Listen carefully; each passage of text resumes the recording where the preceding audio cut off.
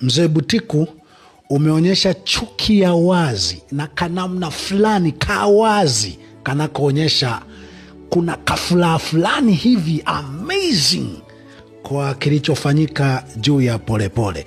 Yaani Polepole ndiye unaweza ukawa unamsema, alikuwa anasema lolololololo.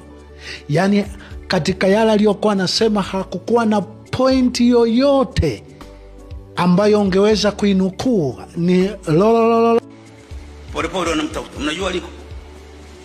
Wewe unajua aliko? Wanasema mimi najua. Nataka kuambia leo sijui. Uniache niseme hivi. Tangu wakati huo nilichomuona ni kwamba yuko kwenye mitandao.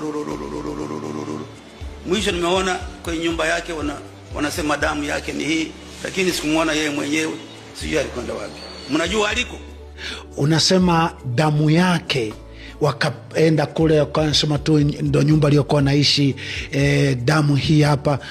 Angekuwa mtoto wako ungeishia kujua ni nyumba hiyo aliyokuwa naishi, damu yake hiyo. Butiku, mtoto wa mwenzio muone kama wako, na upandacho utakivuna.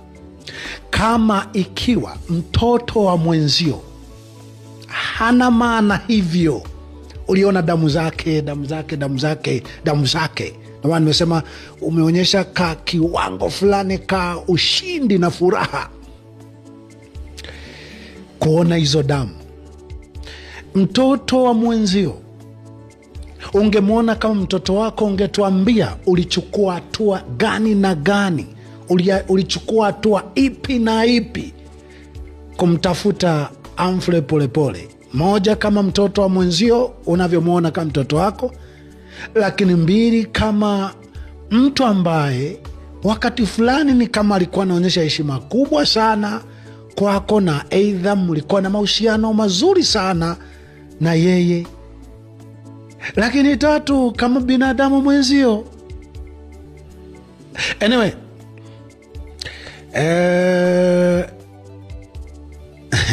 sijajua waliokutuma sio ulivyojituma, sijajua wanakuona bado, sijui na ushawishi. Umeongea sana kwa jazma na kwa mamlaka, ukiamuru mambo mengi sana.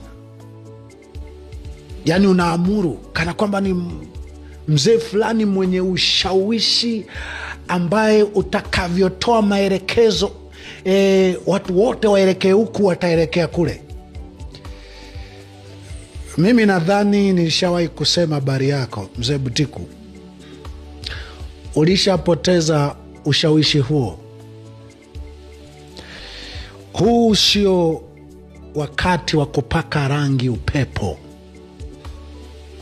kwa mzee kama wewe, ambaye ilitakiwa uongeze marafiki, itakiwa ujenge heshima ya kufia. Kwa sababu anyway, ni kweli sasa hivi tunaouawa sana ni vijana, lakini wewe ungetengeneza sifa na heshima